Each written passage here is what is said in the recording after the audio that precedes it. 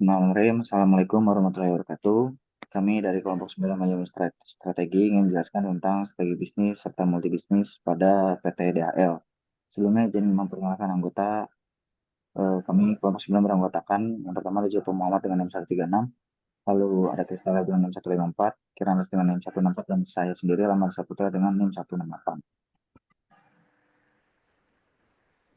Oke, jadi sebelum membahas tentang DHL strategi, DHL sendiri merupakan perusahaan yang bergerak di bidang pengiriman paket dan kurir ekspres. DHL sendiri merupakan singkatan dari Dell, Sei, Hiblum, dan Lin yang merupakan pendiri dan kemudian diresmikan pada tahun 1969. Jadi DHL strategi ini kami memberikan keunggulan di dunia digital. DHL Group telah mencapai kemajuan yang signifikan dengan strategi 2020. Karena penyebaran geografisnya dan beragamnya penawaran logistik, posisi grup DHL kini lebih baik dibandingkan sebelumnya. Melalui strategi 2025, memberikan keunggulan dalam dunia digital, perusahaan ini meletakkan landasan untuk melakukan lintasan pertumbuhan yang sukses setelah tahun 2020. Empat tren terpenting yang berdampak logistik dalam beberapa tahun terakhir juga akan membentuk industri ini ke depan. Globalisasi dan digitalisasi e-commerce dan keberlanjutan. Strategi 2025 adalah respon grup terhadap hal ini. Perusahaan akan memanfaatkan tren ini untuk memanfaatkan potensi pertumbuhan jangka panjang yang menguntungkan dalam bisnis logistik intinya, lalu sekaligus meningkatkan transformasi digital yang sudah berjalan di seluruh grup. Semua upaya difokuskan pada tiga hal yang mendasari strategi 2020 yang terus memberikan landasan bagi strategi 2025. Oleh karena itu, DHL Group bertujuan untuk dianggap sebagai perusahaan penyedia investasi pilihan dalam semua aktivitasnya. Lalu selanjutnya akan dibacakan oleh partner saya, yaitu Kirana saya persilakan. 1. Aspek apa dari strategi DHL untuk memasuki Amerika Serikat yang mencerminkan strategi biaya rendah? Strategi diferensiasi. Strategi biaya rendah dalam upaya untuk mengatasi tingginya biaya bahan bakar. DHL sedang mencari solusi alternatif untuk transportasi paket udara. Namun, kendala yang dihadapi adalah kurangnya kemampuan dalam transportasi darat, yang membuat DHL berada dalam posisi yang tidak menguntungkan dalam persaingan dengan pesaing bisnis seperti UPS dan FedEx. Oleh karena itu, DHL dan Airborne telah menginvestasi sejumlah dana sebesar 1,9 miliar di Amerika Serikat dan Kanada. Investasi ini sebagian besar digunakan untuk proyek-proyek seperti konsolidasi operasi udara di hub Wilmington, Ohio, dan 4 gerbang strategis di New York, Miami, Los Angeles, dan San Francisco.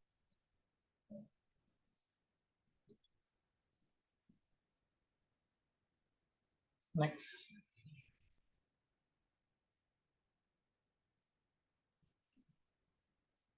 Strategi diferensiasi. DHL menggunakan layanan pengiriman personalisasi sebagai strategi untuk membedakan diri dari pesaingnya dengan menginvestasi 1,9 miliar dolar untuk meningkatkan infrastruktur dan mengeluarkan kampanye media senilai 150 juta dolar. DHL berusaha untuk bersaing dengan UPS dan FedEx. Selain itu, DHL juga berfokus pada pengembangan tenaga kerja yang lebih ramah pelanggan. Layanan pengiriman yang disediakan oleh DHL menawarkan lebih banyak keuntungan dibandingkan dengan layanan UPS atau FedEx, sehingga beberapa pelanggan memilih untuk beralih ke DHL yang siap memberikan layanan yang lebih baik sesuai dengan kebutuhan pelanggan. Next. Apakah ada aspek yang tampaknya mencerminkan strategi fokus?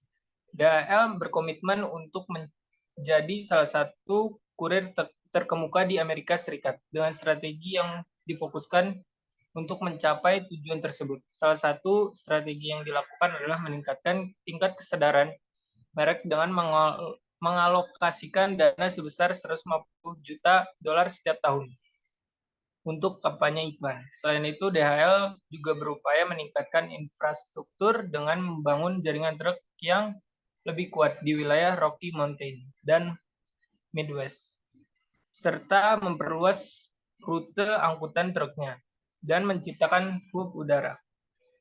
Dalam upaya untuk memperluas pangsa pasar, DHL juga memfokuskan diri pada pasar menengah dan bisnis kecil dengan menawarkan layanan yang lebih personal.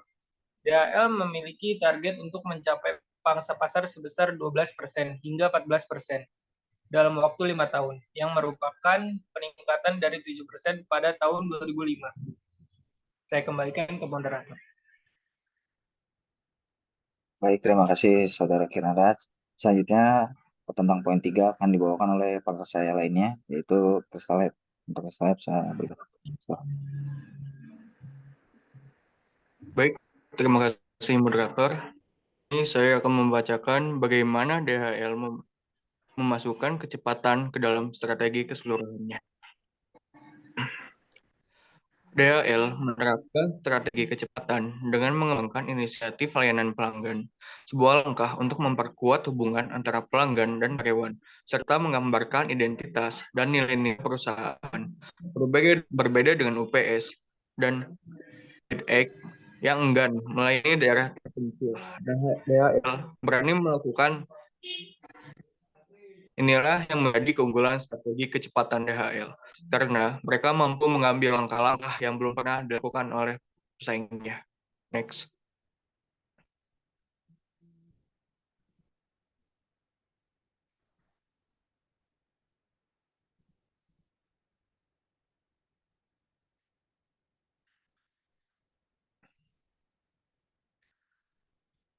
Baik, yang keempat, selanjutnya, apa yang tampak sebagai keunggulan kompetitif terpenting DHL, apakah mereka paling cocok untuk industri yang matang atau industri yang sedang berkembang?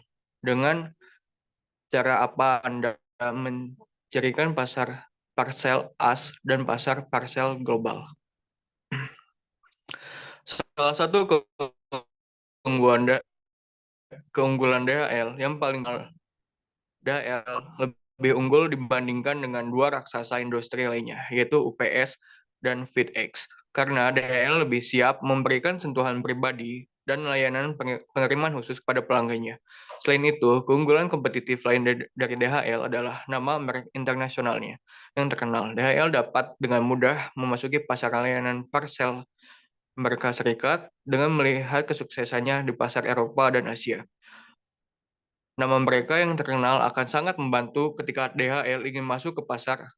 DHL sangat cocok dengan industri yang berkembang karena DHL sedang fokus untuk meraih pangsa pasar, baru meningkatkan layanan terhadap pelanggan dan meningkatkan infrastruktur. Hal ini dilakukan karena DHL ingin bersaing dengan UPS dan FedEx yang sedang berkembang jauh di Amerika Serikat. Selanjutnya kami kembalikan ke moderator. Baik, terima kasih. Selanjutnya itu poin selanjutnya dan terakhir akan dibawakan oleh para saya yang lainnya, yaitu Joko Muhammad. Untuk Joko Muhammad, saya silakan. Baik, sebelumnya ini masih ada lanjutan untuk yang nomor 4. Pada pasar parcel AS dianggap sebagai pasar yang matang. Dikarenakan dengan cara layanan parcel seperti pengiriman melalui jalur udara atau darat yang telah sepenuhnya dikembangkan untuk melayani kelompok pelanggan yang berbeda, di mana para pemain yang ada berkompetisi untuk mendapatkan kelompok pelanggan yang tetap, namun potensi perluasan pasar di dalam negeri terbatas. Selain itu, para pemain di industri parcel AS mulai menggunakan pengurangan biaya sebagai alat yang paling efektif dalam persaingan bisnis. Pasar pasar pasar parcel global harus dianggap sebagai industri yang sedang berkembang, terutama yang ada di kawasan Asia Pasifik, di mana ada banyak perusahaan yang masih baru dalam layanan pengiriman global. Maka dari itu terdapat potensi yang tinggi untuk mendapatkan pelanggan baru di negara-negara berkembang. Sementara untuk para pelaku industri masih mencari cara untuk membangun jaringan pengiriman yang efisien di negara-negara tersebut.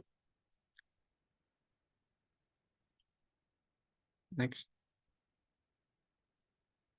Selanjutnya untuk berlima, bagaimana kemungkinan DHL akan berhasil? Faktor kunci apa yang akan menentukan hal itu? Dengan mempertimbangkan situasi perusahaan saat ini, kemungkinan besar DHL akan berhasil mencapai target posisi nomor 3 di pasar Amerika Serikat. Tujuan sederhananya untuk mencapai posisi nomor 3 di negara ini didukung dengan baik oleh keberhasilan yang mendominasi di pasar Eropa dan juga Asia. Keunggulan kompetitif yang kuat dan berbeda akan mempermudah proses pengembangan DHL, khususnya di Amerika Serikat. Sementara layanan pengiriman yang dipersonalisasi telah terbukti bermanfaat dalam bersaing dengan pemimpin pasar FedEx dan UPS.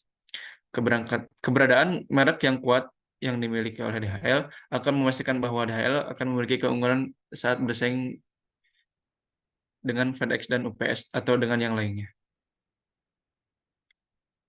Yang terakhir, DHL datang kepada Anda untuk meminta saran. Apakah mereka harus melanjutkan fokus global pada paket dan surat kilat atau surat jalan, atau mendiversifikasi kegiatan bisnis mereka ke dalam bisnis lain?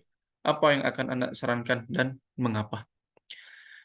DHL dari sini, DHL adalah perusahaan logistik global yang mengkhususkan diri dalam pengiriman internasional, layanan kurir, dan transportasi. Mereka menawarkan berbagai layanan pengiriman untuk dokumen, paket kecil, dan kiriman untuk pelanggan bisnis dan juga individu. DHL juga memiliki opsi layanan pelanggan pengiriman barang. Dalam hal ini, DHL dapat mempertimbangkan untuk tetap fokus pada layanan paket dan surat kilat global mereka.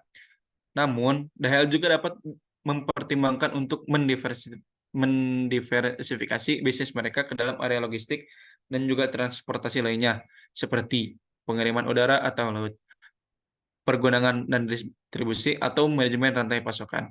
Keputusan untuk mendiversifikasi atau tidak harus didasarkan pada analisis tren pasar, kebutuhan pelanggan, dan juga potensi risiko dan manfaat. DHL dapat berkonsultasi dengan para ahli industri dan melakukan riset pasar untuk membantu dalam pengambilan keputusan.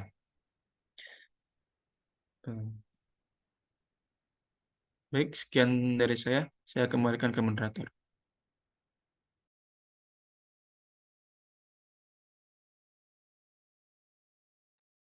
Baik, terima kasih.